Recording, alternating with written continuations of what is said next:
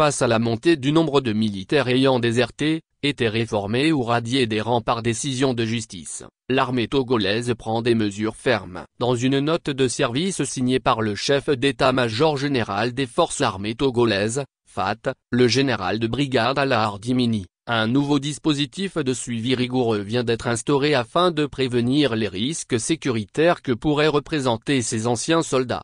Formés au maniement des armes et souvent privés de ressources stables, ces anciens militaires pourraient représenter une menace pour la sécurité publique, alerte la hiérarchie militaire dans le document. L'objectif affiché est clair, éviter que ces profils, jugés volatiles, ne soient impliqués dans des actes criminels ou d'extrémisme violent. La division des ressources humaines de l'état-major général des FAT est désormais chargée de centraliser et d'actualiser les bases de données relatives à ces anciens militaires. Ces fichiers seront régulièrement transmis aux services concernés, Gendarmerie nationale, Agence nationale de renseignement, ANR, Direction du renseignement militaire, DRM, et Justice militaire.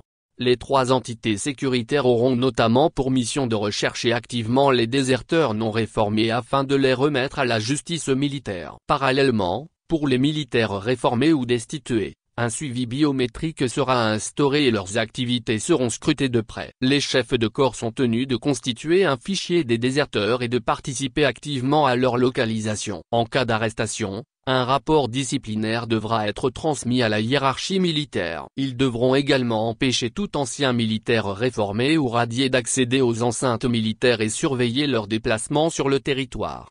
La note de service invite aussi chaque militaire à faire preuve de vigilance. Tout soldat ayant connaissance de la présence d'un déserteur ou de comportement suspect chez un ancien camarade est prié de le signaler sans délai. Cette vigilance collective constitue une barrière essentielle contre la criminalité et l'extrémisme violent, insiste le document. Alors que les défis sécuritaires s'intensifient dans la sous-région, cette initiative traduit la volonté des FAT de renforcer leur discipline interne tout en garantissant la stabilité nationale. Le respect strict des nouvelles directives est exigé de tous les échelons de commandement, des chefs d'état-major aux responsables de service.